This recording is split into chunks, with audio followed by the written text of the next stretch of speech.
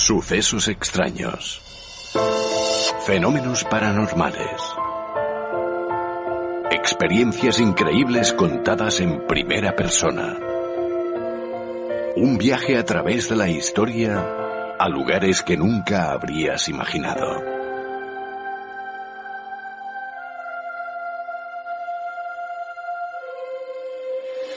Un viaje lleno de misterio.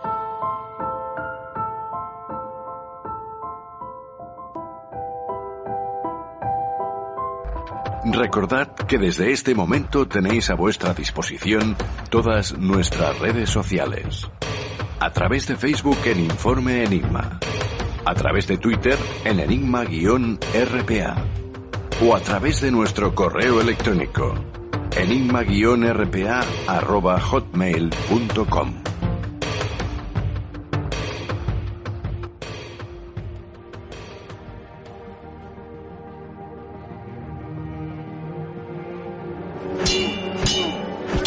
Para esto hemos luchado. Tenemos al rey puto en nuestras manos. ¿Por qué hemos de aceptar ahora un pacto? Y ahora sí que le tenemos comiendo en nuestra mano, ¿no os dais cuenta? Una historia de dolor y de felicidad. En una época de intrigas y de guerra. ¡Hijo de puta! No volveremos a entrar en guerra. Para iniciar guerras no os necesito para evitarlas. ¡Soy el rey! Jorge Molist comenzó desde muy joven a trabajar, ya que cuando apenas contaba con 14 años, se inició como aprendiz en una imprenta. Más tarde, ocupó numerosos y variados oficios hasta que pudo estudiar ingeniería industrial, completando su formación con un máster mientras trabajaba para la Paramount Pictures. Residió durante años en Estados Unidos, ocupando puestos de dirección a nivel internacional, labor que combinó desde 1996 con la escritura, una de sus grandes pasiones, con especial atención a la novela histórica. Su primera novela, Los muros de Jericó, apareció en el año 2000 y desde entonces ha publicado varios éxitos dentro del mismo género, como El anillo, Prométeme que serás libre, La herencia del último templario o La reina oculta, libro con el que ganó el premio Alfonso X el Sabio. Por otra parte, Canción de sangre y oro le hizo ganador del premio de novela Fernando Lara 2018. Molist se dedica por completo a la literatura y parte de su obra ha sido traducida a más de 20 idiomas, convirtiéndose de esta forma en uno de los escritores catalanes más prolíferos de nuestro siglo.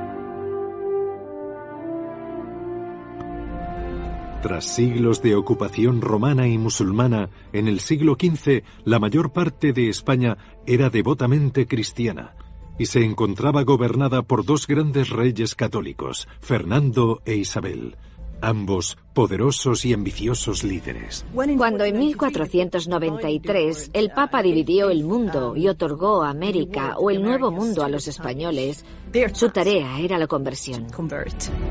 Pero en el proceso España se labró una mala reputación con su brutal inquisición y su explotación de los pueblos indígenas. No había nada que los españoles no hubieran hecho por conseguir lo que querían.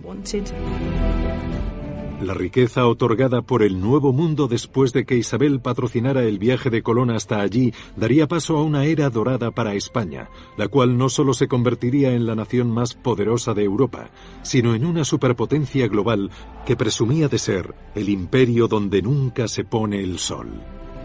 Fue el primer imperio comercial, a escala global, que conoció el mundo. Debo reconocer, amigos, que hubo un tiempo que cuando escuchaba hablar de libros de historia pensaba en cifras, fechas, nombres y un sinfín de cosas que para nada resultaban atractivas. Pero cuál equivocado estaba encasillándome en los paradigmas de antaño. Y fue gracias a nuestro padrino de hoy, al anfitrión de este primer Legados de la Historia, que todo cambió.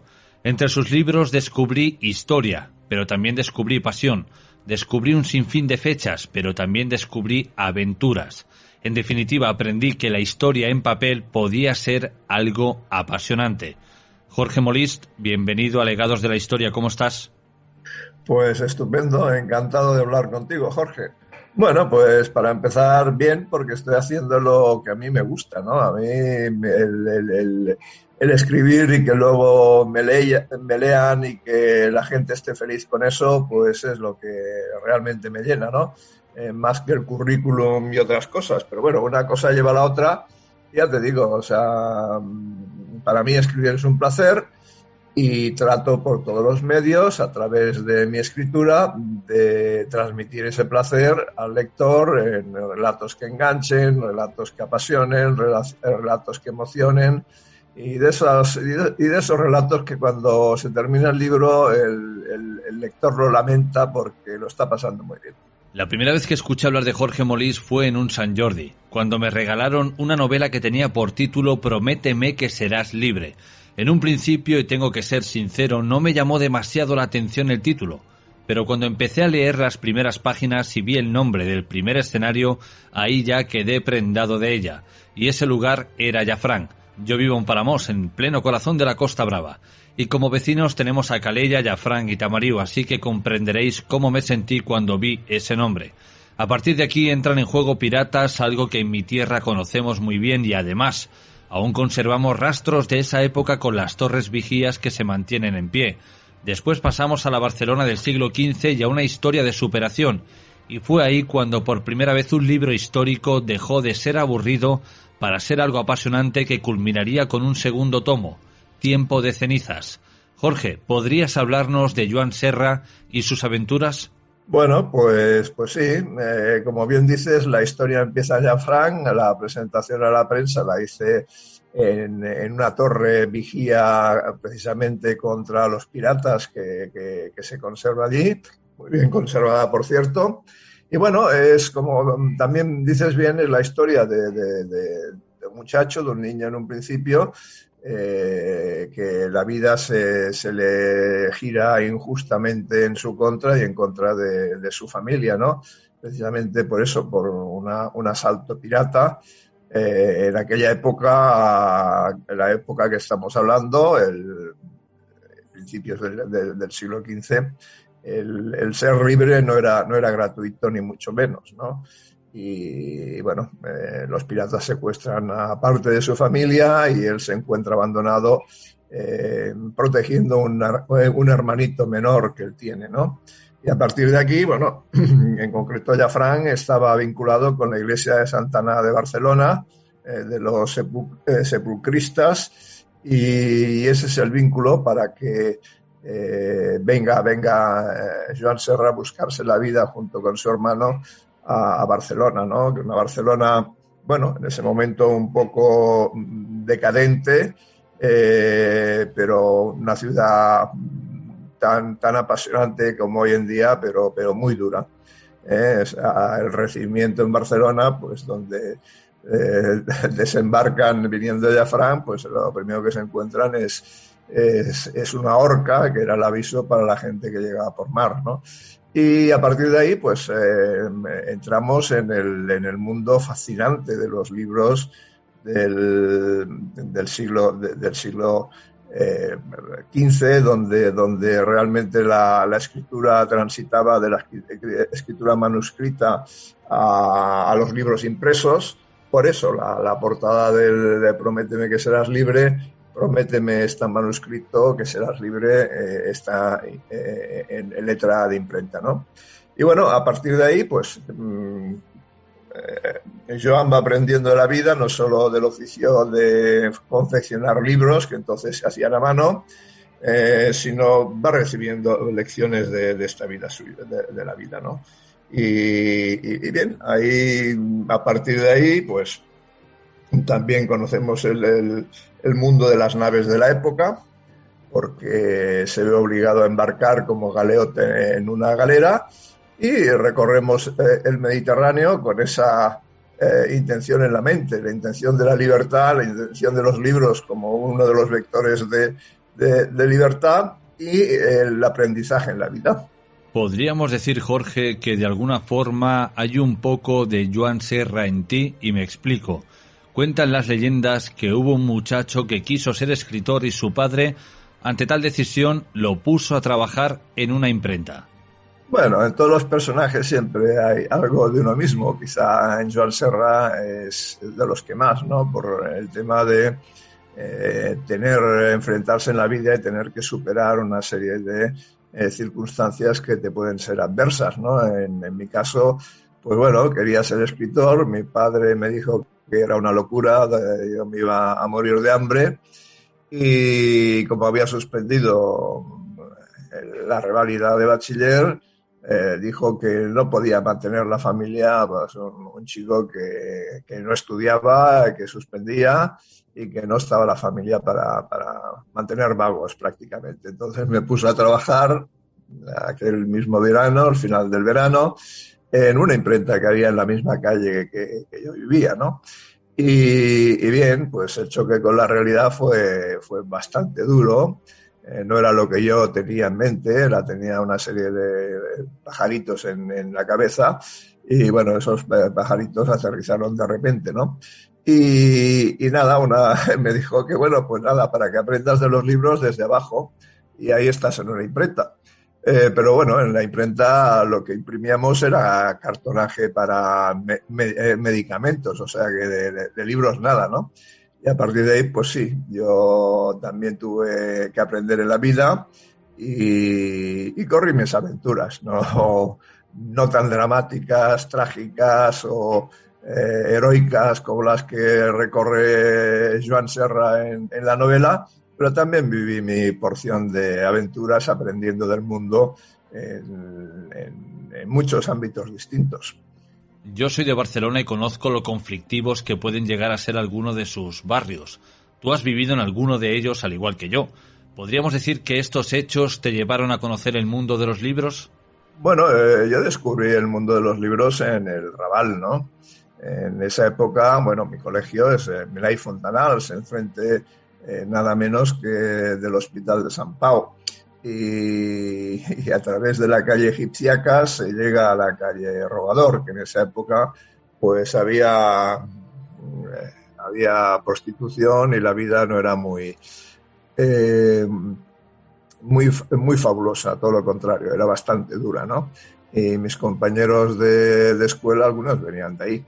Pero en esa misma calle Egipciacas estaba la biblioteca, y es donde mi padre me llevó. Y desde luego yo ahí descubrí un mundo apasionante, ¿no? O sea, el mundo del libro. O sea, con un libro viajas, conoces gente distinta, tiempos distintos, vives otra vida, ¿no? Y yo en esa biblioteca infantil viví muchas vidas, con Julio Verne, con Salgari, con Tintín.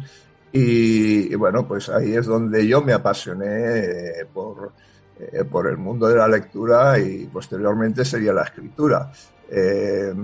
Mi entorno era un poco sórdido, aunque yo no me daba cuenta en esa época, lo encontraba que era lo normal, pero entrar ahí en la biblioteca era, vamos, entrar en un lugar maravilloso. Aún la recuerdo a la bibliotecaria, lo recuerdo todo de ahí.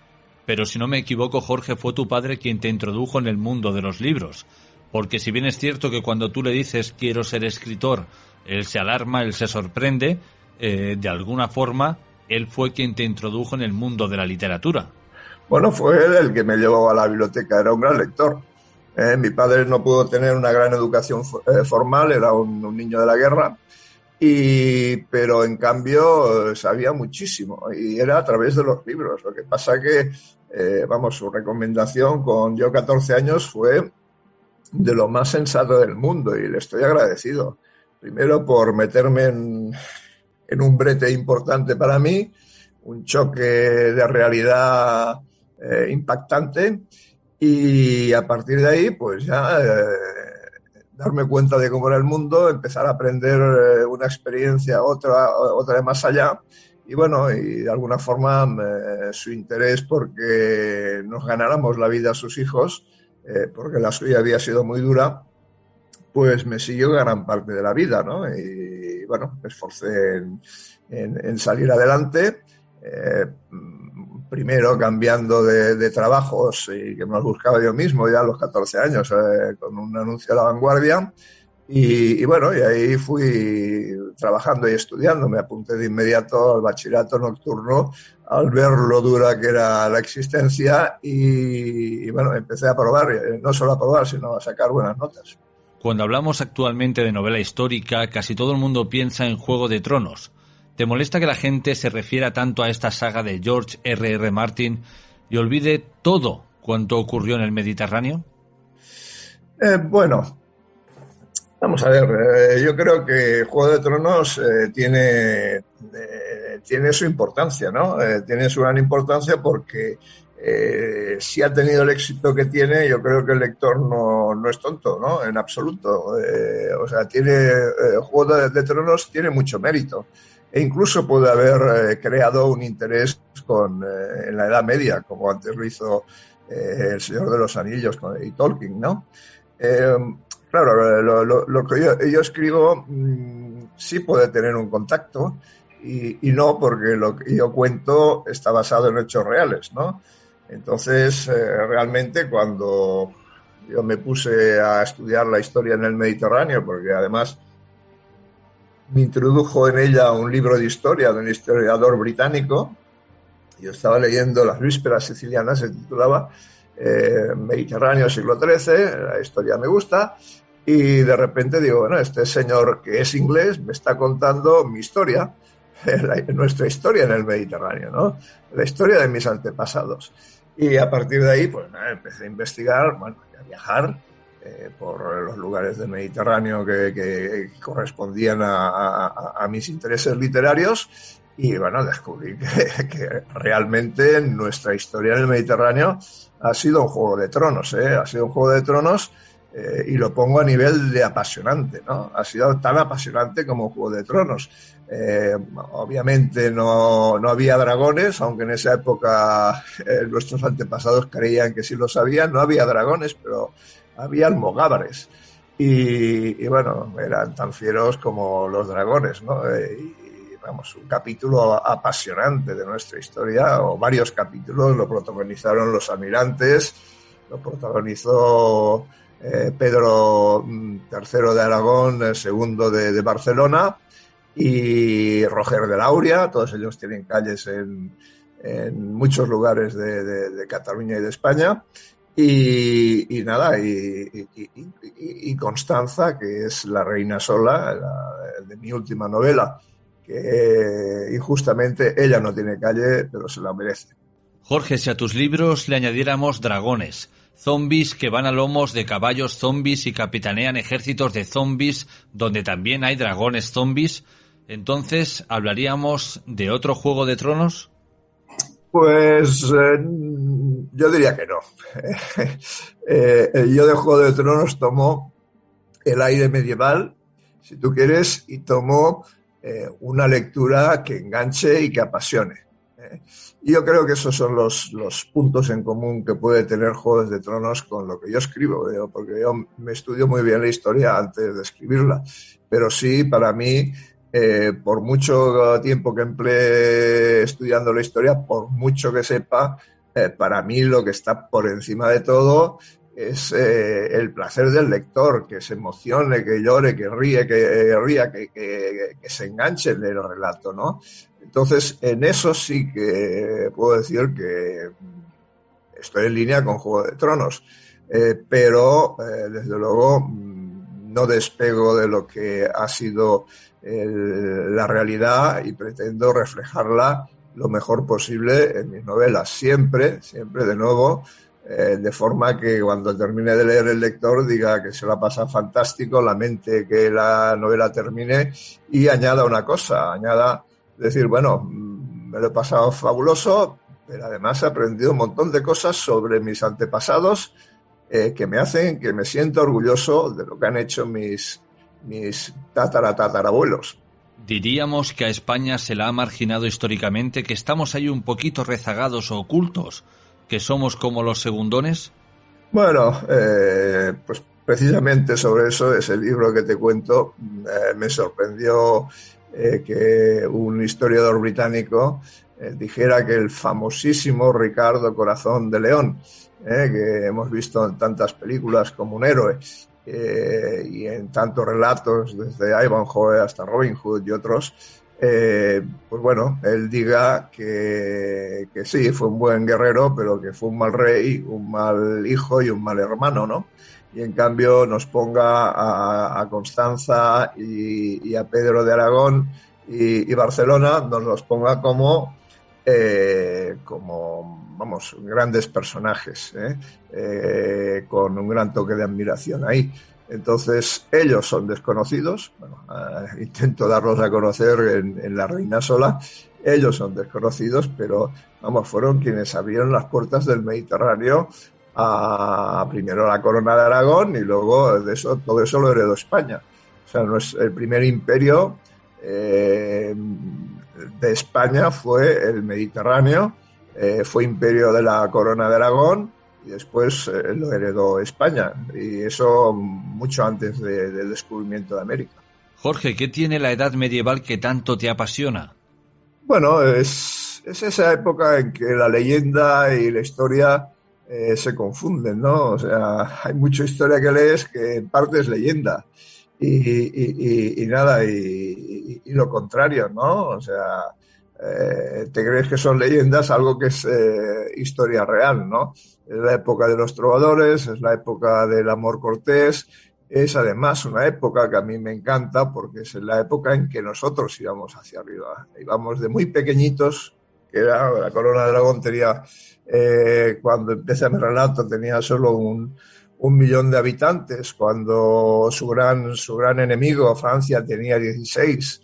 Éramos muy pequeñitos, pero vamos, esos personajes de La Reina Sola, Mujer de Lauria, Pedro, Constanza, supieron jugar sus cartas de una forma magistral, y de ahí fuimos subiendo hacia arriba, hasta realmente crear un imperio.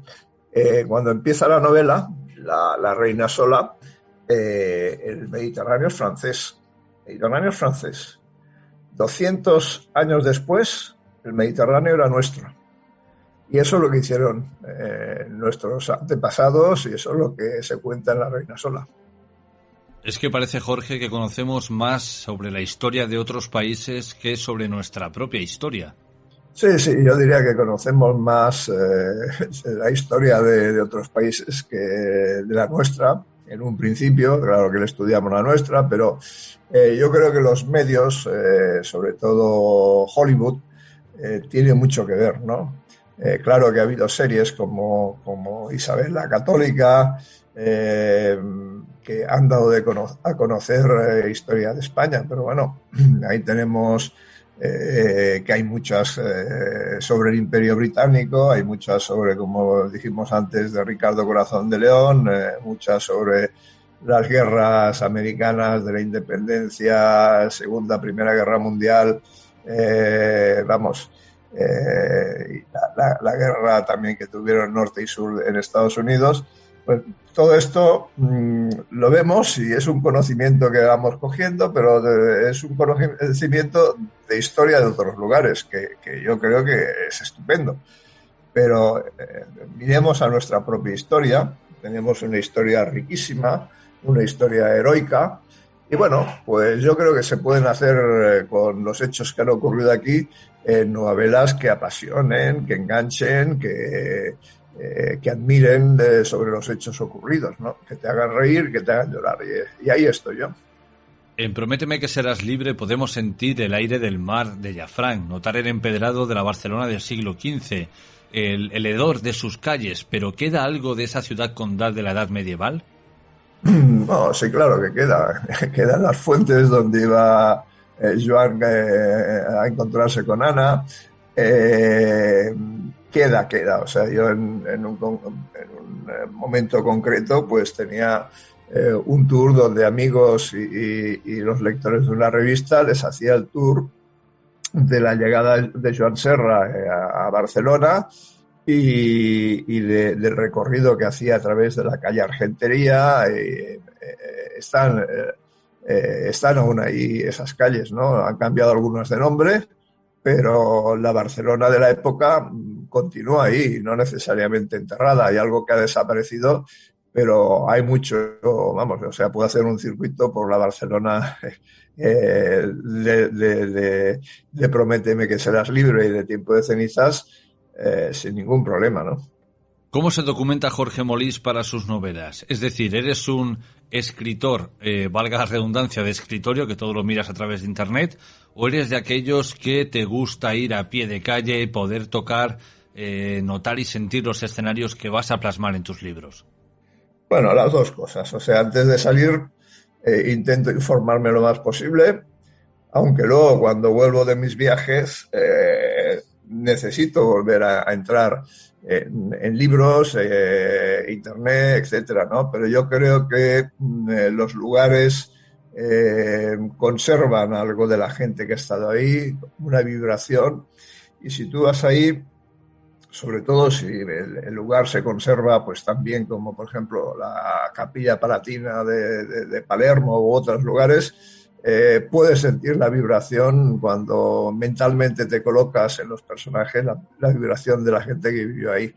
Y para mí ese es un elemento fundamental también en mis relatos, ¿no? Porque, de nuevo, una novela tiene que ser sentimiento, ¿no? Y para reflejarlo tienes que sentirlo tú primero como escritor. Entonces, Jorge, podríamos decir que tus libros son como una especie de guía, es decir, te los puedes llevar de viaje, puedes abrirlos, estar delante de aquellos escenarios y de alguna forma, gracias a ellos, poder sentir lo que vivieron los personajes. Por descontado, eso es lo que yo pretendo, Jorge.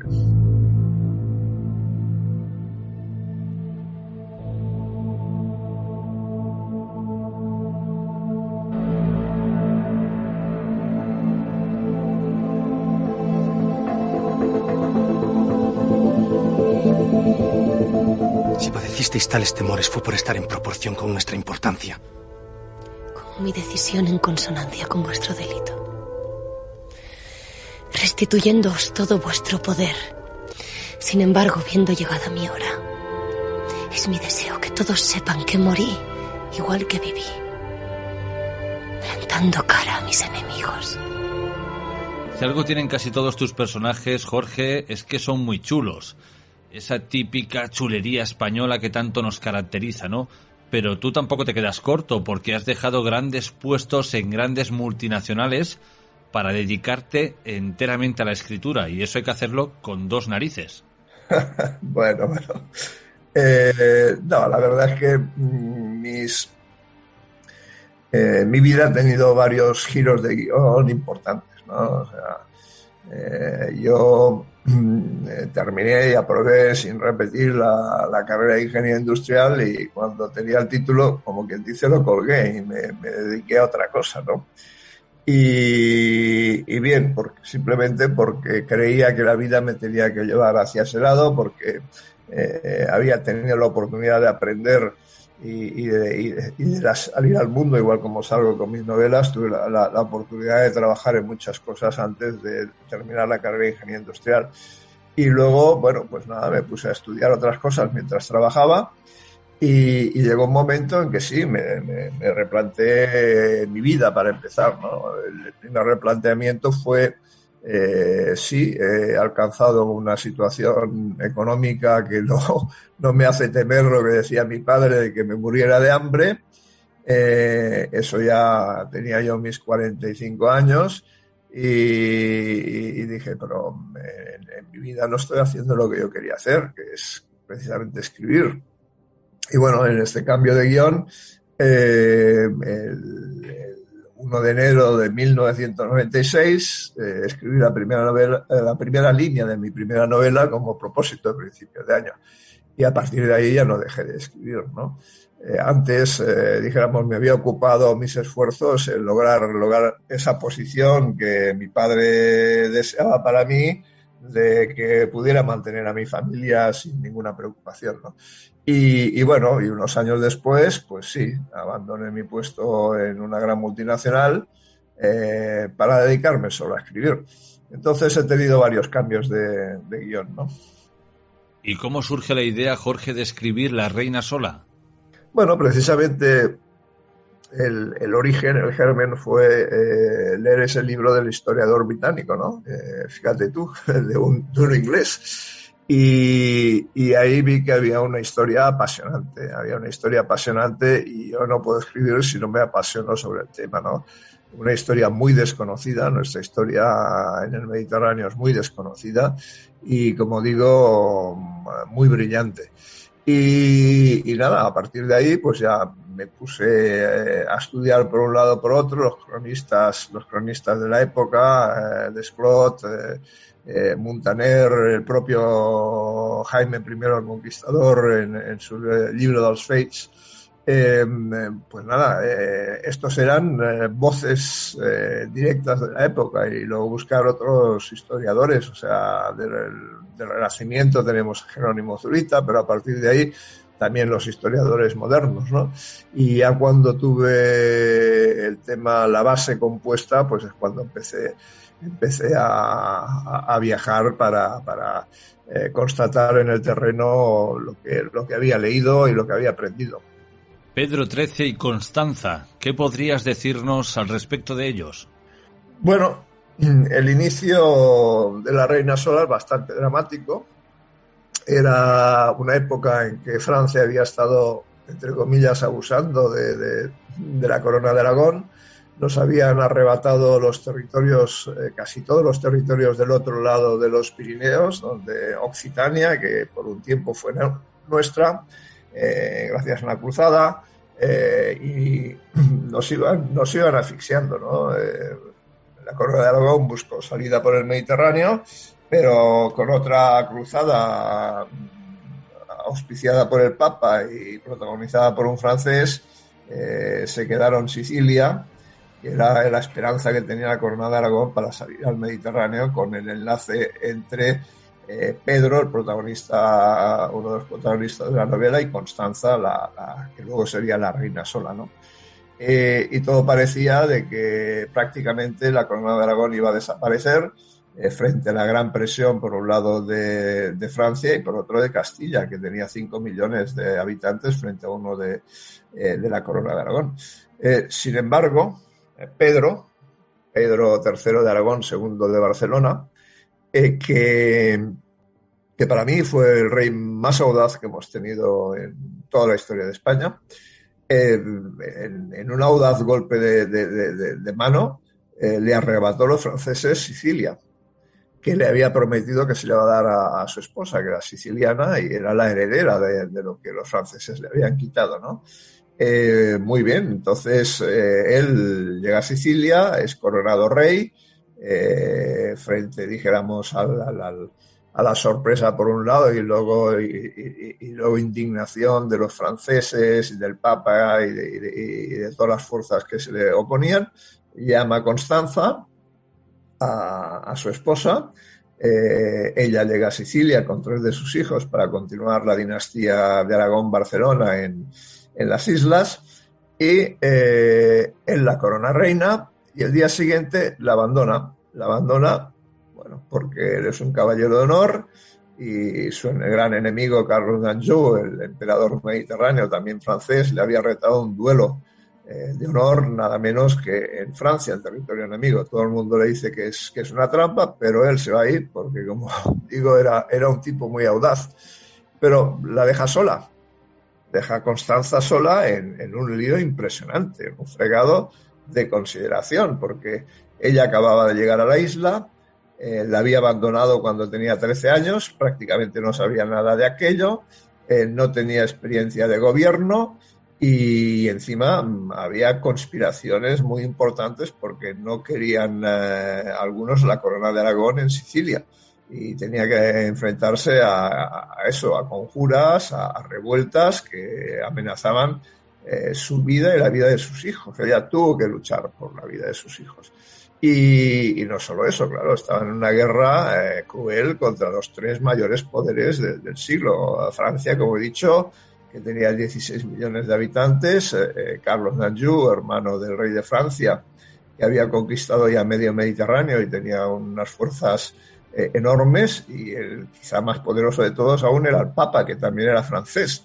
O sea, se encontraba en guerra contra los 3 grandes poderes, los 3 franceses, aliados entre sí, y bueno, Vamos, el poder del papado en esa época era inmenso, no solo espiritual, sino económico. Y bueno, ahí tenemos a Constanza, pues que tiene que crecer si quiere sobrevivir y que sus hijos sobrevivan, ¿no? Y sobre todo ahí se establece también un pulso entre dos personajes históricos hasta cierto punto sorprendentes. Una es Constanza, la protagonista, la reina sola, y la otra es una dama siciliana que hasta hoy en día nos sorprendería, Macalda de Escaleta, ¿no? Extraños tiempos nos han tocado vivir a los hombres. A veces parece que por el simple hecho de respirar ya te acusan de alguna barbaridad, y siempre con el pretexto de que las mujeres han estado sometidas a nuestro yugo, que nunca han podido ser nada por nuestra culpa, y en cierta manera es cierto, pero en tus libros, en La reina sola, podemos ver que no siempre ha sido así. De hecho, tú acabas de mencionar a Macalda de Escaleta, una mujer real, o sea, es decir, fue real, con un carácter feroz. Entablaba batalla, tenía su propio ejército, quería ser reina, era campeona de ajedrez y encima era la mujer más seductora de toda la corte. Es decir, que si quería algo iba a por ello y le daba igual que hubiera un hombre de por medio. Sí, era una seductora nata. Bueno, sí ha habido mujeres de poder en la historia, lo que pasa que generalmente el papel de la mujer era ser madre, y eso es lo que le ocurría a Constanza, ¿no? Ella estaba destinada, era una mujer muy religiosa, pero estaba destinada a tener hijos y que esos hijos fueran reyes. Y esa era toda su implicación, una mujer muy metida en el arte también, una gran arpista. Pero bueno, puesta en la situación que se la puso, creció lo que creció, y tenía sobre todo enfrente, como bien dices, una rival que hoy en día nos sorprendería, y a pasar a los libros de historia, vamos, y en Sicilia es leyenda, o sea, no como precisamente una hermanita de la caridad, sino todo lo contrario, pero es leyenda esa mujer, una gran mente, jugadora de ajedrez sagaz. Como bien dices, no le importa mancharse las manos de sangre con una espada al frente de sus caballeros, y luego en los salones de la corte y donde fuera era la gran seductora que hacía caer a los hombres en aras de conseguir más poder, ¿no? Entonces, bueno, yo creo que no ha sido tanto lo de hombres y mujeres una historia de hombres y mujeres por su sexo, ¿no? Ha sido más bien una historia de poder. El poder lo ha mantenido históricamente los hombres, pero ha habido un montón de mujeres también con poder. Y bueno, una mujer con poder tiende a comportarse, en mi opinión, más o menos como con un hombre con poder, ¿no? No somos tan distintos los seres humanos, hombres y mujeres. ¿Y qué puedes decirnos de Roger de Lauria y los almogávares? Bueno, los almogávares, como he dicho antes, no hay dragones en esta novela, pero hay almogávares, ¿no? Los almogávares, bueno, son unos personajes históricos de los cuales no han quedado los nombres porque eran gente del pueblo, pero fueron personajes, o sea, gentes que crecieron durante nuestra reconquista, muchos de ellos huidos de los malos usos de la Cataluña vieja, pero también del resto de Aragón, Valencia y otros lugares, que buscaban la libertad en las armas, porque en ese momento los campesinos eran casi esclavos y existía el derecho de pernada con las mujeres de los campesinos y los nobles, ¿no? Entonces, ahí tenemos una gente que si quiere sobrevivir y si quiere ser libre, tiene que ser por las armas, aunque sean armas muy primitivas como los que ellos tenían, pero que se convirtieron en maestros de su manejo, no solo en maestros del manejo de las armas, sino maestros de la estrategia, de la guerra de guerrillas. Y luego ya en Sicilia se convirtieron en la mejor fuerza de combate marina, en los mejores la mejor infantería de marina que ha habido, precisamente porque como no llevaban armaduras, su vestuario era muy, muy limitado. En un principio era prácticamente pieles y se acabó. pues podían saltar de nave en nave como gatos, ¿no? Ellos, pues crecieron en nuestra reconquista, generalmente luchando contra los musulmanes, pero no les costaba nada ir en contra de un noble si otro noble les pagaba por ello, ¿no? Ellos vivían de lo que recogían en el campo de batalla o en los asaltos que hacían, ¿no? Y cuando no pasaban hambre en los montes, eran capaces de sobrevivir con casi nada, con hierbas, un pedazo de pan y comiendo saltamontes. Pero bueno, no era esa su dieta preferida, lógicamente. Lo que querían era conseguir el botín que les diera una mejor vida. ¿Y de Roger de Lauria qué sabemos? Bueno, yo creo que ha sido el almirante más brillante que hemos tenido en la historia de España, ¿no? O sea, cuando empieza la novela es un novato. O sea, Pedro, antes de irse y dejar sola a Constanza, no la deja del todo sola, la deja con su el hermano de leche de Constanza, que era Roger de Lauria. Y lo nombra almirante, pero él no ha demostrado nada, ¿no? A través de la novela lo demostrará, ¿no? Demostrará, pues bueno, no en vano tiene estatuas que yo recuerde ahora en Barcelona, en Tarragona, en otros lugares, y tiene calles, ¿no? Porque fue decisivo para la expansión en el Mediterráneo de la Corona de Aragón, y como lo fueron también los almogávares, ¿no? Los almogávares, vamos, creo que todos sabemos la historia, que es casi leyenda. En Oriente, en el Imperio Bizantino, pues hicieron grandes hazañas, ¿no? Y hoy en día nos sorprendemos cuando nos dicen que Atenas, la capital de Grecia, fue durante 100 años nuestra, y fue nuestra gracias a los almogávares y antes gracias a las victorias de Roger de Lauria. Yo a veces me pregunto, Jorge, que qué podrá escribir el futuro de nosotros. ¿Qué podrá decir de lo que hemos hecho? Por ejemplo, un Jorge Molist de dentro de 500 años, ¿qué encontraría interesante de nuestra época? Bueno, mira, a mí me gusta más, como te he dicho, la Edad Media. Te lo digo porque yo creo que también la historia se necesita un espacio, un tiempo para meditarla, ¿no? Y hoy veo nuestra historia, pues sí, vivimos mucho mejor que en la Edad Media, pero no la encuentro tan apasionante ni siquiera. O sea, lo que ocurre, tenemos el mundo, nuestro universo, mucho más controlado de lo que tenían en esa época, ¿no? Pues antes has mencionado a Prométeme que serás libre y Tiempo de cenizas, ¿no? Cuando llegó la peste a Barcelona, mató a la mitad de la población. Cuidado, la mitad. Y en Tarragona mató a 2 de cada 3. Entonces, en la Edad Media las cosas iban de otra forma, y ahora, pues claro, nos asustamos porque en una vacuna de cada 7 millones igual muere uno, ¿no? Pero, o sea, son tiempos muy distintos, y yo desde luego no encuentro el tiempo que estamos viviendo tan apasionante como el siglo XIII en el Mediterráneo. Y por eso me meto en el siglo XIII en el Mediterráneo, porque, vamos, aparte de que es una época brillante para nosotros y sorprendente, porque nos sorprende, a mí me sorprende lo que ocurrió, y por eso me encanta contarlo, ¿no? Y bueno, ya veremos qué ocurre en 200 años si alguien quiere escribir una novela sobre lo que está ocurriendo hoy en día. Sé que estás trabajando ya en tu nueva novela y además engloba unos personajes que a mí me apasionan, los Caballeros Templarios. Bueno, los Caballeros Templarios tuvieron una gran importancia, en particular en España, y en Cataluña y Aragón fueron realmente potentes porque les dejó un tercio de su herencia Alfonso el Batallador de Aragón, ¿no? Entonces, bueno, ha habido muchas leyendas sobre ellos.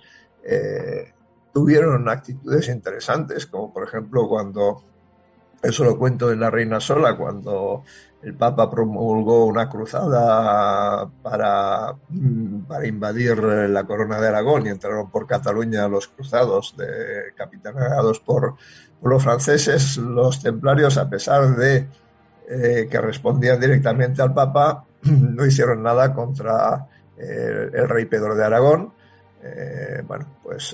tenemos unas situaciones interesantes con los templarios. Los templarios también, estaban para combatir a los musulmanes, pero también tenían guerras con otros cristianos. Bueno, todo esto, y sobre todo en Oriente, con el tiempo de las cruzadas, pues también hay historias fascinantes que involucran a los templarios, al mismo tiempo que la corona de Aragón también estaba batallando en el centro del Mediterráneo.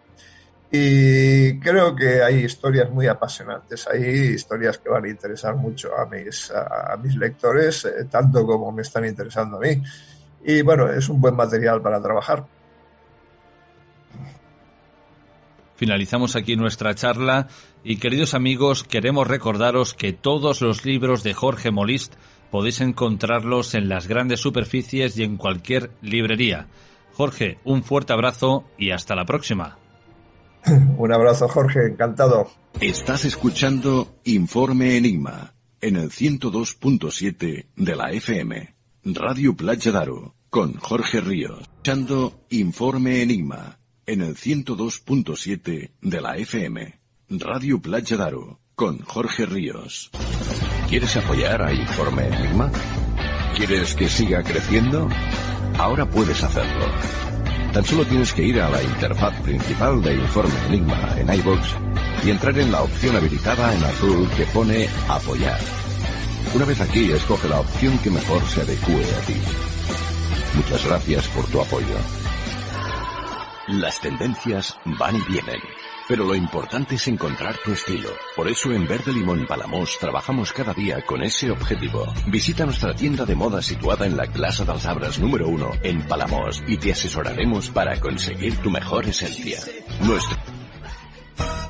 Porque sabemos lo importante que es para ti sentirte bien en tu casa o en tu negocio, en Estil Nou Fred Palamós nos hemos marcado ese objetivo. Somos expertos en instalación, reparación y mantenimiento de frío industrial, comercial, climatización y aire acondicionado, con más de 35 años de experiencia. Nos encontrarás en la calle Salvador Albert i Pei, número 45 de Palamós, o bien en los teléfonos 972 31 47 42 o en el 629 53 58 11. Estil Nou Fred Palamós, porque tu bienestar nos interesa. Este espacio está patrocinado por Verde Limón Palamós.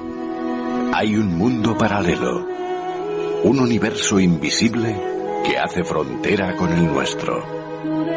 Un lugar que se quiebra con voces del más allá. Con Yolanda Martínez.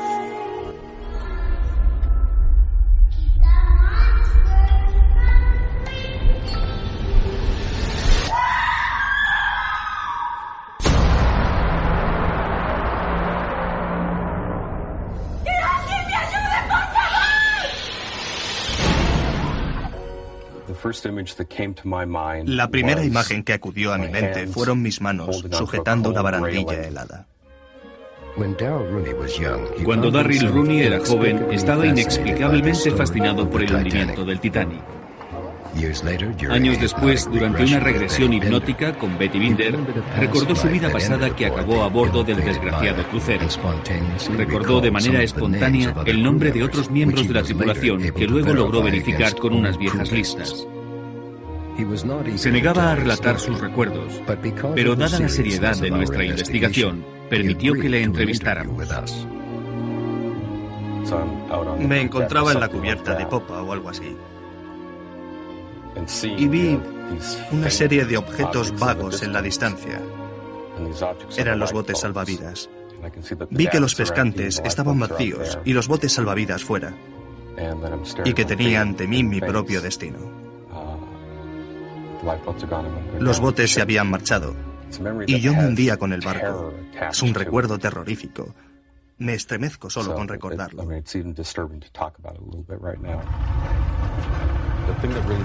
Lo que sí tengo grabado es el ruido de la madera crujiendo y crujiendo de una manera que no era habitual. Hacía un ruido tremendo al romperse. Me encontraba rodeado de confusión.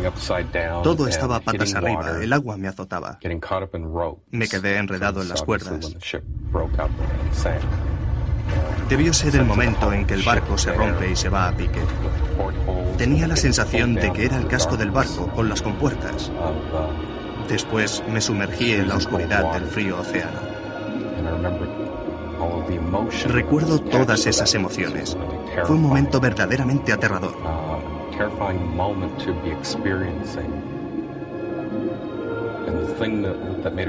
Lo más intenso de todo es que me estaba moviendo cuando, de repente, todas las emociones se esfumaron. Me preguntaron que a qué se debía y contesté que me había alejado de mi cuerpo.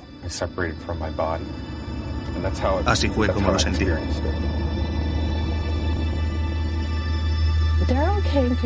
Darryl vino a verme porque tenía miedo de estar en alta mar. No le asustaban las orillas. Le pregunté que qué era lo que le asustaba y me respondió que hundirse en pleno océano y que le devoraran los tiburones. Pensó que a mí me extrañaría, pero no fue así. Se alegró mucho al ver que aceptaba naturalmente sus miedos.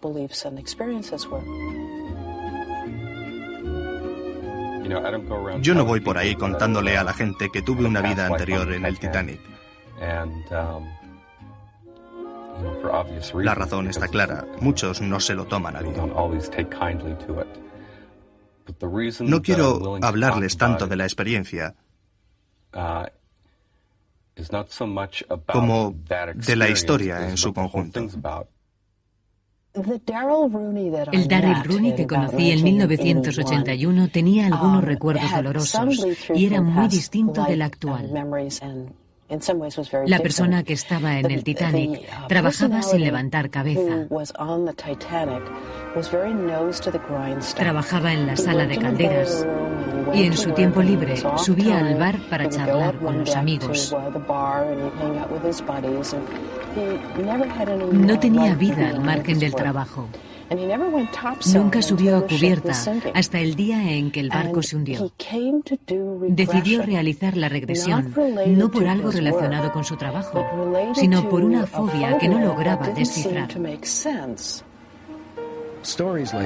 Relatos como los de Darryl Rooney convencieron a Tom Harper, teólogo, periodista y autor del bestseller Vida después de la vida, de que debía dedicarse especialmente al tema de la reencarnación.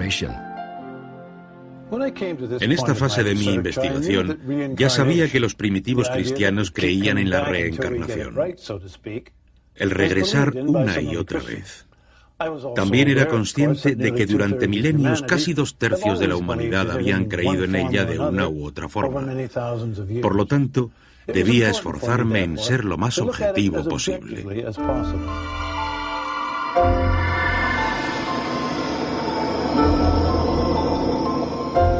Nuestra vida está forjada por recuerdos que marcaron nuestra infancia. Si bien es cierto que no existe un momento exacto en el que una persona empieza a ser consciente de todo cuanto lo rodea, siempre hay pequeños flashes de situaciones concretas. Pero ¿alguna vez os habéis preguntado qué ocurre antes del nacimiento, si hay recuerdos previos a nuestra llegada, pero que por algún motivo han quedado bloqueados? Yolanda Martínez, ¿cómo estás? Buenas noches, Jorge. Pues aquí otro viernes más y bueno, muy feliz, muy feliz. ¿Sabes por qué? Te voy a contar por qué esa felicidad. Ya se está riendo. Porque mira, tanto hombres como mujeres Géminis y algún signo más de aire pues han puesto en contacto conmigo y me han escrito. Y es verdad, tenías mucha razón que los signos de aire estáis muy zen y que tenéis esa parte espiritual bastante trabajada. Lo que pasa, claro, yo solo te conocía a ti, entonces conocía la otra parte. Así que bueno, pues nada, yo encantada de que me escribáis y que escuchéis voces del más allá. Y bueno, y feliz de haber conocido a Géminis, pues muy diferentes a Jorge. Géminis atraído seguramente por el sexo sentido de Yolanda. Sí, cierto que Jorge, a través de redes sociales, por el Facebook, me iba diciendo que dije sexo, y es cierto, en vez de sexto sentido, dije 2 veces sexo, pero bueno, estas cosas ocurren, Jorge. Tú es verdad que llevas los auriculares, yo tengo la costumbre de no ponérmelos porque no me gusta escucharme a través de ellos, y me estaba diciendo, ¿le estás diciendo sexo? Y yo, no, estoy diciendo sexto. Y no, es cierto, dije 2 veces sexo. Bueno, quién sabe, de Voces del Más Allá todo puede evolucionar a un programa de sexología con Yolanda Martínez. Sí, nunca se sabe, ¿eh? Empieza por un sitio y acabamos, siempre se termina allí. A veces se terminan en sitios desconocidos.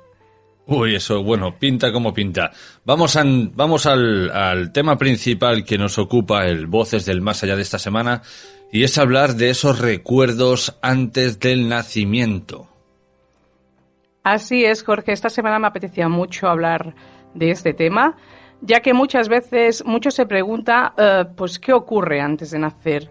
Pues cuando estamos en el mundo espiritual tenemos que sanar las heridas terrenales llevadas al mundo espiritual, porque allí sí que podemos ver los errores terrenales. Es curioso, ¿eh?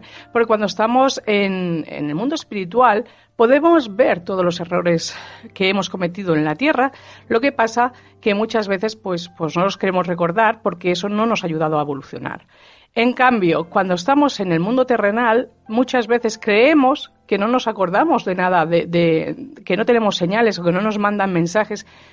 Y no es cierto. ¿Cuántas veces todos a lo largo de nuestras vidas nos han enviado, aunque sea un pequeñito mensaje, para hacernos saber que no, el mundo terrenal es solo, como digo yo, un paseo, un viaje, una estancia donde vamos a estar una temporada, pero que luego vamos a regresar de donde venimos? ¿Por qué lo hacemos? Pues simplemente para eso, para evolucionar como almas, ¿de acuerdo? Aquí somos cuerpos, pero no nos olvidemos que somos espíritus. Es que somos almas, es que no hay más. Para los que crean y los que no crean, evidentemente Voces del Más Allá es un programa totalmente dedicado al mundo espiritual. ¿Qué hay detrás de esa puerta que muchos desconocen o que no quieren realmente abrirla porque igual tienen miedo o son demasiado terrenales para darse cuenta que venimos aquí, como he dicho antes, de paso, hay una nueva existencia que es la del mundo espiritual que nos espera, y al fin y al cabo cuando nosotros ya se nos acaba aquí nuestro tiempo, al fin y al cabo, ya lo he dicho muchas veces, lo único que hacemos es regresar a casa. Entonces, si nos centramos en el mundo espiritual, ¿qué ocurre antes de nacer? Hay unas normas, o sea, por mucho que tú quieras volver a la Tierra, no eres tú quien lo elige, sino que tenemos un ser superior ahí, donde nos van a decir si estamos preparados para bajar o no. Hay que sanar muchas cosas y venimos todos con un plan. Hay un plan donde vas a saber en la familia que vas a encajar, aunque tú digas, yo no hubiera escogido a mi madre o mi padre y tal, pues no, pues que sepas que todo eso a veces sirve para poder evolucionar. Es así. A veces dice, bueno, la familia pues es la que te toca. Pues no, la elegimos antes de nacer. Nos llevemos mejor o peor, pero se elige y es para una evolución. Así que sobre todo, incluso nuestra pareja, y además yo conté en Almas Gemelas, ¿recuerdas, Jorge? Donde yo me vi escogiendo al que era el padre de mi hija y me preguntaron quién quería que me acompañara en la tierra. ¿Lo recuerdas perfectamente, supongo, Jorge? Entonces, la voz era de un hombre y habían varias mujeres donde iban hablando, lo que hacemos de costumbre las mujeres, hablar en un fondo de mujeres, y el hombre es el que mandaba y me decía, Yolanda, perdón, aún no sabía ni cómo me llamaba, eso me lo puso mi madre. Me decían, debes elegir quién quieres que te acompañe en tu vida, en tu vida sentimental, quién será tu pareja, porque siempre venimos eligiendo a las personas. Entonces yo señalé al que era el padre de mi hija y yo le dije a él y me dijo, ¿seguro? Y la verdad yo le dije que sí, y entonces me dijo, pues te tienes que ir ya, porque él pues tiene 2 años más que yo, o sea, que él ya estaba en la tierra, me empujó y así es como yo lo recuerdo. De un empujón caía, desperté y yo esa mañana pues le dije al padre de mi hija, digo, mira, he soñado que he tenido un sueño donde yo te escogí a ti para que fueras pues mi pareja, el padre de mi hija.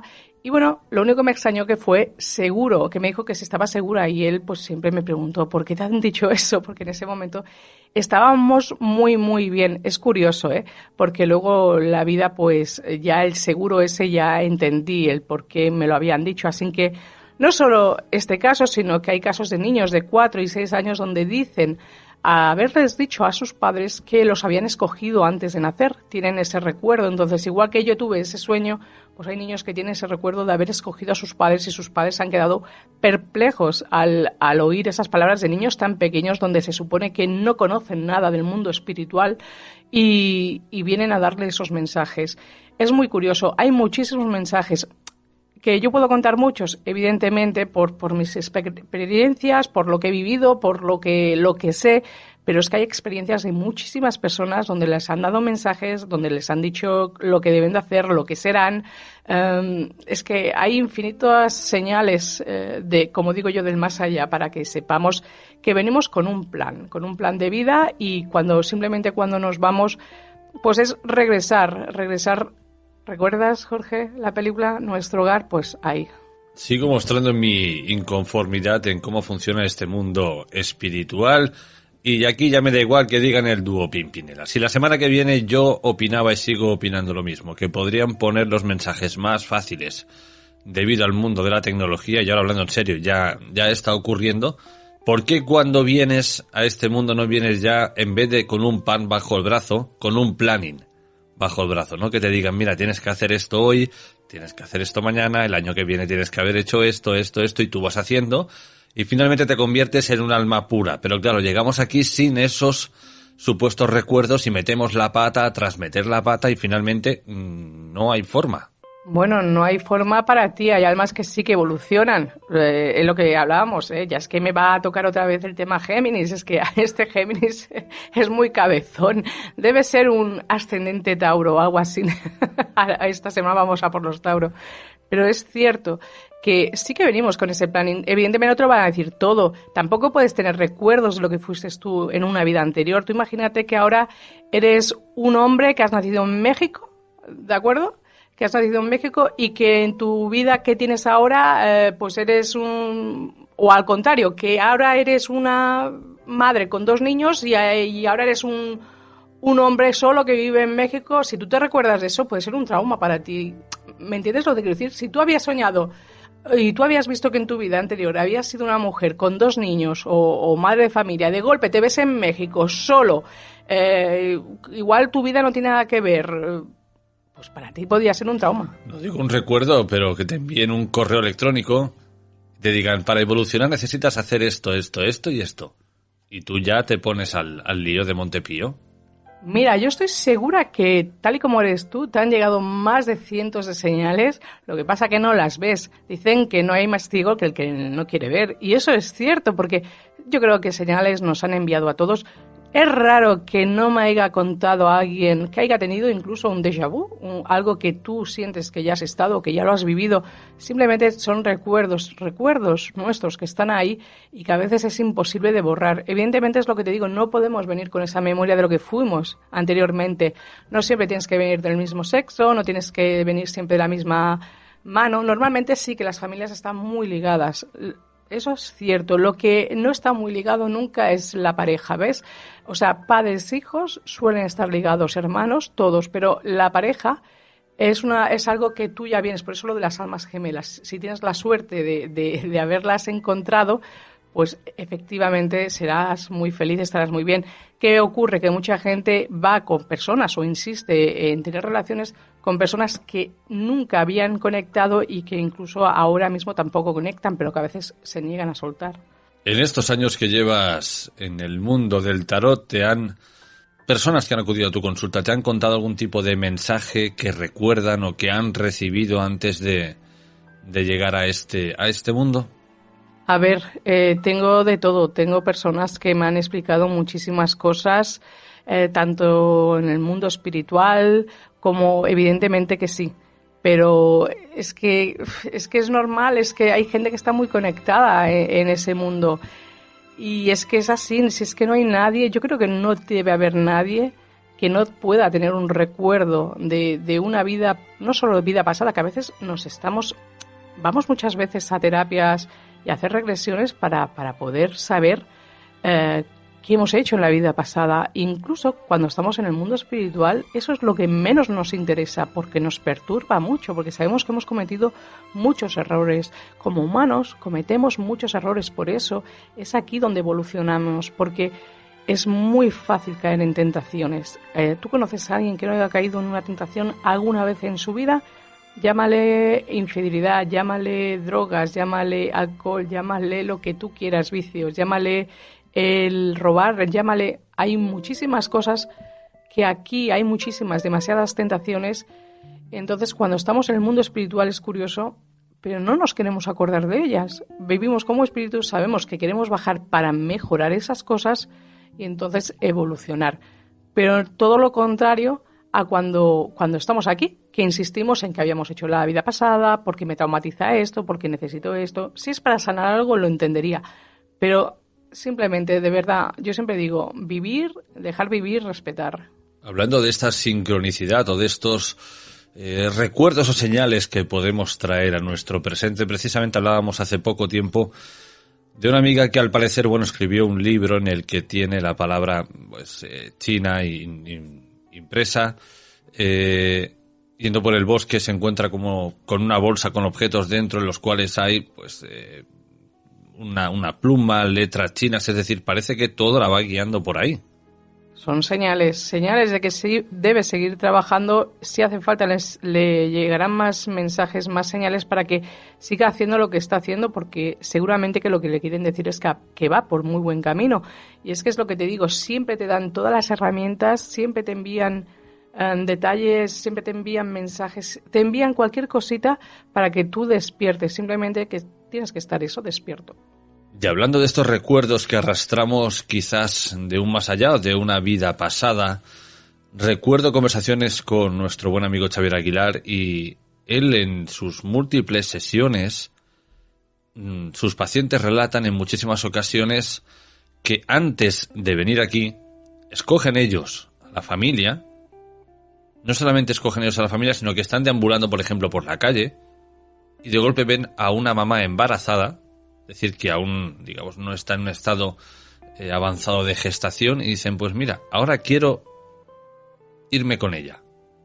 Pero eso se lo relata a la gente que le habla de su vida pasada, de cómo han venido hasta aquí. Y eligen a esa señora y automáticamente entran. El hecho de elegir es como ellos lo recuerdan, ¿no? Quizás no sea una elección propia, sino quien sea ya te ha puesto a esa persona ahí para que tú la escojas, ¿no? Pero es curioso que se lo relatan de una forma muy sencilla. Es decir, yo estoy en la calle o estoy en un bosque, veo a alguien, a una señora que parece que está embarazada, pues mira, me gusta, voy a irme con ella, ¿no? Y a partir de ahí se introducen en el vientre y ya vuelven a la vida. Bueno, si esos son los recuerdos de los pacientes de Xavier Aguilar, pues sí, yo he leído muchísimo sobre Brian Weiss, que precisamente él comenzó a sanar a muchas personas a través de sus terapias porque veía como psiquiatra que no podía ayudar a sus pacientes porque tenían traumas y a raíz de regresiones se dio cuenta que era por cosas pasadas que no habían superado. Entonces, puede ser así. Normalmente la conexión entre madre e hijo no siempre son madre e hijo, a veces han podido ser hermanos. Entonces, igual ves a embarazada y le suena de alguna cosa. Normalmente siempre van ligados. Es raro. A veces, no siempre, lo que no es normalmente y siempre va ligado pueden ser las parejas. Muchas porque no se llegan a encontrar, ¿vale? Y otros porque, pues deciden probar almas nuevas. Eso sí, pero con parejas. Pero si, por ejemplo, tú y yo somos hermanos o hubiéramos sido pareja, imagínate tú y yo hubiéramos sido pareja, sí, es imposible, lo sé. Pero lo que podría ser que en otra vida anterior que tú y yo no podríamos ser hermanos, para que me entiendas. Eso no pasaría nunca. Siempre o volveríamos a ser pareja o no nos conoceríamos de nada, ¿me entiendes? Pero no seríamos familia, podríamos ser amigos, ¿vale? Pero no podríamos ser o hermanos, o tú mi padre y yo tu hija. Esa conexión no. Incluso lo entiendo porque sería un poco extraño, ¿verdad?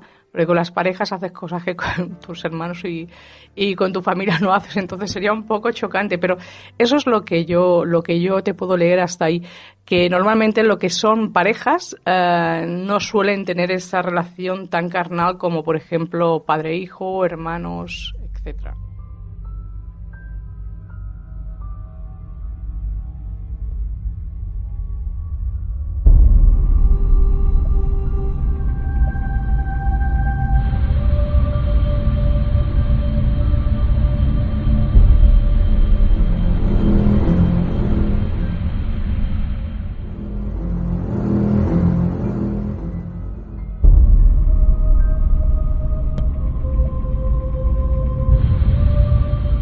Profundizamos en el mundo del tarot y, la primera pregunta viene de un amigo de 45 años, Libra, Y no es él quien pregunta, sino su pareja, y quiere saber por qué él no tiene relación con su familia. Y concretamente quiere saber si es porque él se ha discutido, si es culpa suya, si es culpa de sus hermanos, si es culpa del resto de la familia.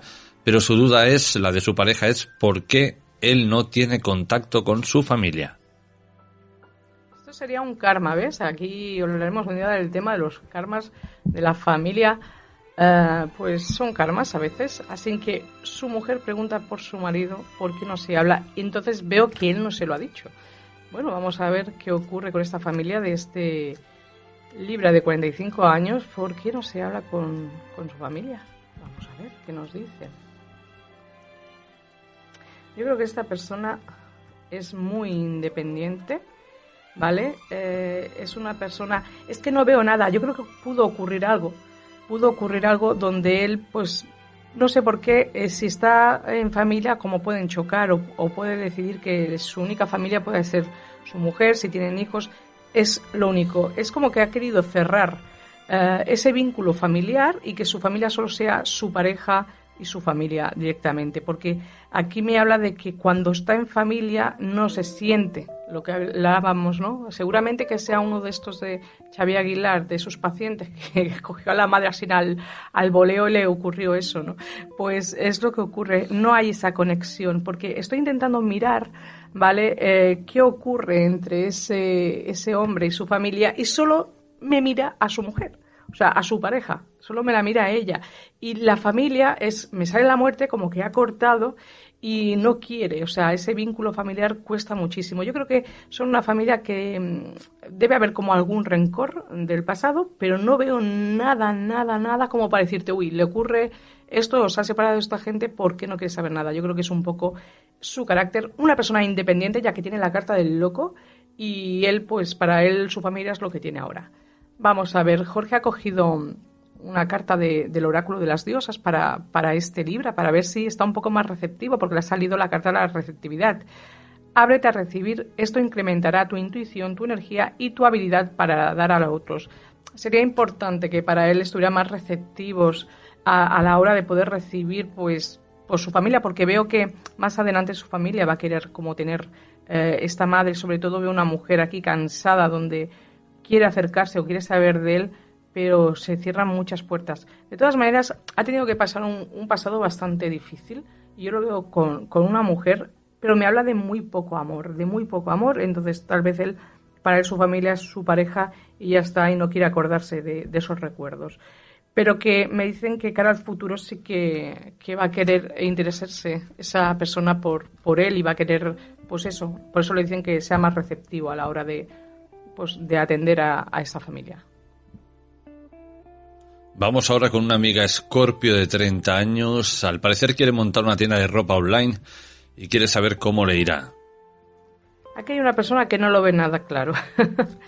Esta persona lo ve, no sé si es ella o es otra persona que tiene alrededor suyo. Le están diciendo que no lo haga, que no es ahí donde se tiene que focalizar. Yo de todas maneras la veo firmando un contrato, entonces seguramente que la tienda online no debería firmar. Tiene mucha gente en contra donde le está diciendo no vayas por ahí, busca un trabajo, encuentra algo porque te saldrá algo mejor. Me dice que viene un trabajo, viene un trabajo para ella. Entonces yo lo único que estoy viendo es que esta tienda online tiene mucha gente en contra, como que le están diciendo que esto no le funcionaría. Entonces, ¿cómo le iría? Pues yo la veo firmando unos papeles. Si ella está esperando un trabajo o tiene que firmar algo relacionado con eso, me dice que se daría. Pero, ¿cómo le iría? Yo lo único que te puedo decir es que no veo que le fuera a acabar de ir como ella quisiera que le fuera. Entonces, bueno, muy, muy importante. Vamos a ver qué le dice el oráculo de las diosas. ¿Vale? Amor impercedero. El amor que habéis compartido es eterno sin condiciones. Bueno, pues yo lo que estoy viendo es que debe abrirse un poquito más a probar otras cosas, porque aquí no lo veo muy claro y las personas que están a su alrededor le están haciendo ver que no sería del todo, no le iría del todo lo que ella quisiera que le fuera, no le iría tan bien como ella quisiera. Y ahora vamos con un amigo Piscis de 23 años y quiere saber si encontrará un piso de alquiler pronto para emanciparse. Ay, mira, un Piscis. ¡Qué bien! Tenemos a un Piscis, un tocayo. Vamos a ver con este Piscis. 23 años, ya se quiere independizar, claro, normal. Es normal. Vamos a ver si este Piscis de 23 años va a encontrar un piso. Está difícil. Bueno, no está difícil encontrar piso y hay de alquiler. Lo único que, bueno, depende de las condiciones. Vamos a ver qué nos dicen. Porque él exactamente, ¿qué es lo que quiere saber, Jorge? Si encontrará un piso pronto. Ah, el piso pronto, vale. Bueno, le sale la firma de papeles muy pronto. Yo lo veo para este verano, o sea, ya. Lo veo ya. Lo que no sé por qué le ocurre, si tiene algún problema con alguna persona, una tercera persona, donde le está poniéndole pegas o le puede poner pegas... porque puede ser que él ya lo haya intentado anteriormente, algunas cosas que se le frenan. A ver, tiene que estar receptivo a decir a veces que no a ciertas cosas, porque le pueden salir cosas que no, el tarot no se lo está aconsejando. Es que parece ser que tiene como gente en contra de que se coja este piso, o le dicen que sí, luego le dicen que no, y él está un poco dudoso. ¿Va a encontrar al final ese hogar? Sí. Pero que no vaya con prisas, ¿vale? Que se lo mire bien, que se lo estudie bien, que al fin y al cabo cuando uno entra en un piso o en su casa, pues hace su hogar y tienen que encontrar lo mejor, que lo más a gusto que se pueda encontrar para él. Yo creo que es una persona, porque Jorge ha cogido la carta de finales y principios, dice, lo viejo debe ser apartado para que lo nuevo pueda aflorar. Es que es un mensaje muy claro. Finales y principios. Él tiene que finalizar un ciclo de vida con ciertas personas, pueden ser miembros de su familia, y empezar otros. Pero la búsqueda debe ser una búsqueda que él realmente, que no se quede con lo primero que encuentre, sino que le está diciendo el tarot que le puede tardar un poquito más de lo que él quisiera. Tal vez le salga algo muy rápido, pero no sé por qué tengo la sensación de que ahí podría durar muy poco tiempo y tener que buscar otra cosa. O sea, que tenga cuidado, que no tenga prisa y que se lo estudie todo bien.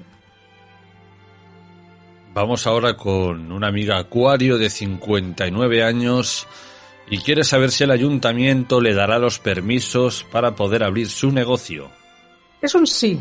¿Por qué digo que es un sí? Porque tienes la justicia con el sol. Entonces estaríamos hablando de un claro sí.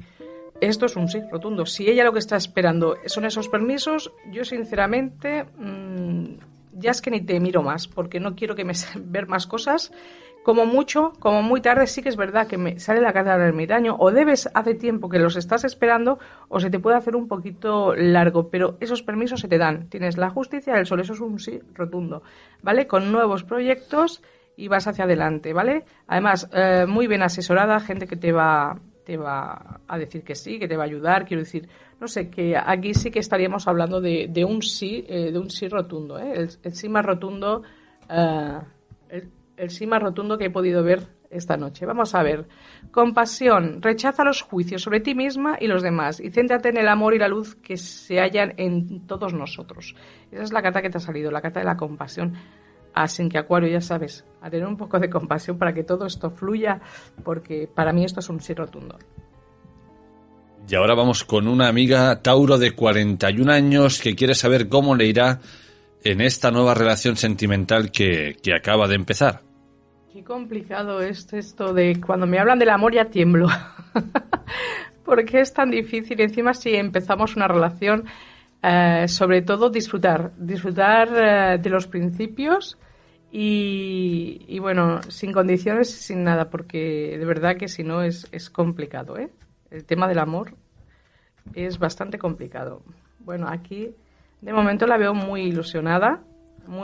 Yo creo que, bueno, parece ser que es una persona pues que tenía ganas de encontrar algo así, pero sí que me dicen, y ahora especificaré el porqué, o viene y se tuvo que alejar de algo bastante malo en el pasado y aún tiene recuerdos. Mucho cuidado con los recuerdos del pasado, ¿vale? Porque todos tenemos pasado, pero el tema sentimental, en vez de sumarnos, nos puede restar y nos puede hacer muchísimo daño. Así que mucho cuidado, que, como digo, hay un pasado bastante duro, pero me hablan de que aquí ha llegado una persona que te viene para hacerte realmente feliz y traerte nuevas ilusiones. Así que si tú vienes de un pasado bastante complicado donde te tuviste que alejar, pues me hablan de que fue para ti bastante difícil lo que viviste y que ahora estás muy ilusionada, ¿vale?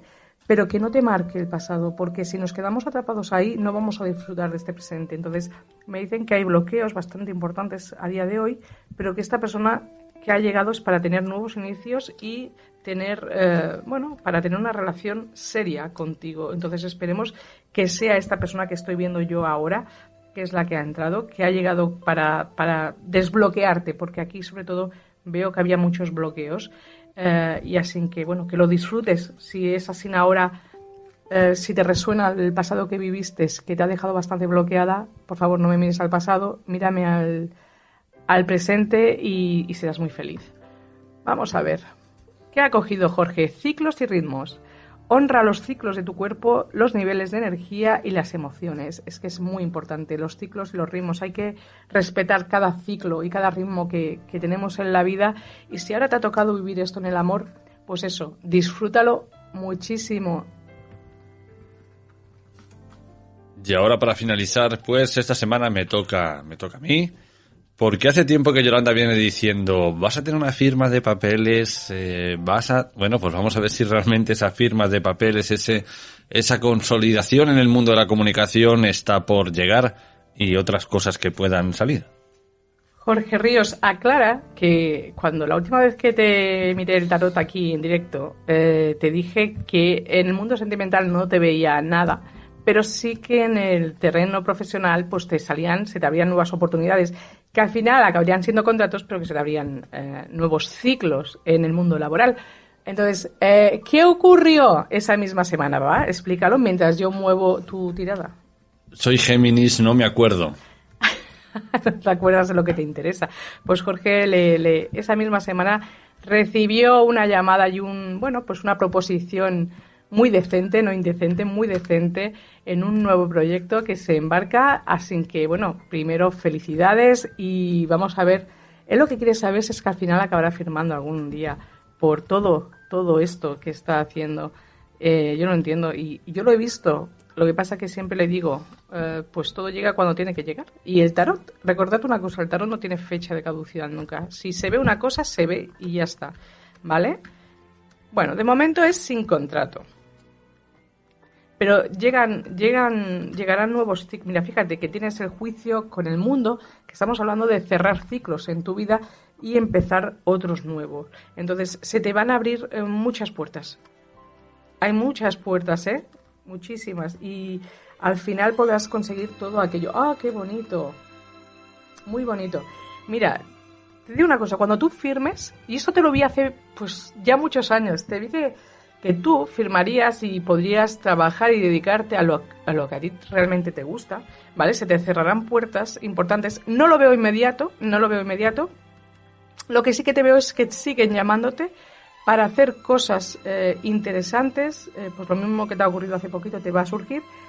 Yo te veo que en un tiempo cerrarás un ciclo bastante importante en tu vida donde vas a encontrar por fin el amor, una pareja, ¿vale? Y con esa pareja, no sé por qué tengo la sensación de que vas a trabajar con esa persona o va a estar muy cerca, o sea, tal vez pues trabajas en lo que te gusta, pues ahí conozcas o esté esa persona y lo veo como pareja. Vas a tener que tener muchísimo cuidado, también te lo tengo que decir, cuando tú seas una persona que ya desempeñes tu trabajo con, pues bueno, que estés metido ya también en el mundo laboral con esto, habrá una persona bastante oscura en este mundo, sí, bastante oscura, que va a hacer que las cosas en el mundo, ¿cómo te diría yo?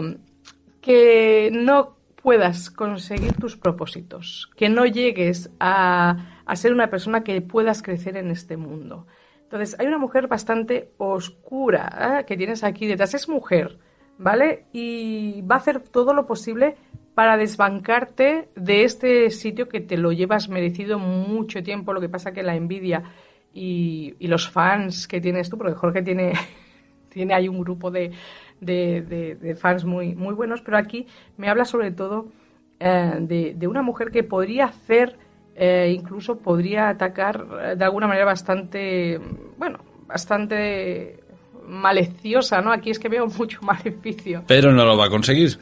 Bueno, espero que no. Que lo vaya a hacer, sí, pero que yo te veo muy seguro, mucha gente que te va a respaldar, pero que esta persona va a venir como a ensuciar lo que va a ser tu futuro cuando estés ya muy aposentado y pudiendo hacer lo que a ti te gusta. Tu consejo, Jorge, vamos a ver qué te dice el oráculo de las diosas. ¿Qué le dice? ¡Ay, mira! ¡Qué bueno! Le ha salido la suma sacerdotisa, Jorge. Él dice, pues es conocimientos divinos que pueden ayudar a otros mediante tus enseñanzas espirituales. Bueno, por eso hacemos el Voces del Más Allá, se hace Informe Enigma. Jorge, al fin y al cabo eres un poco sacerdotisa. Pues ten cuidado, que la sacerdotisa es la que he visto que te va a atacar en tu mundo laboral. Sí, es que las mujeres sois... Bueno, en fin. Yolanda, formas de contacto. Bueno, pues recordad, me podéis encontrar por Instagram, Yolanda Martínez 544, por Facebook, Yolanda Martínez, aunque tenga 2, y tal al bueno, como digo yo. Y luego, si queréis mi contacto, pues recordad, en iVoox, en Informe Enigma Radio Planchador, pues ahí sale, Jorge siempre pone mi contacto para los que queráis contactar conmigo. Hasta la semana que viene. Hasta la semana que viene.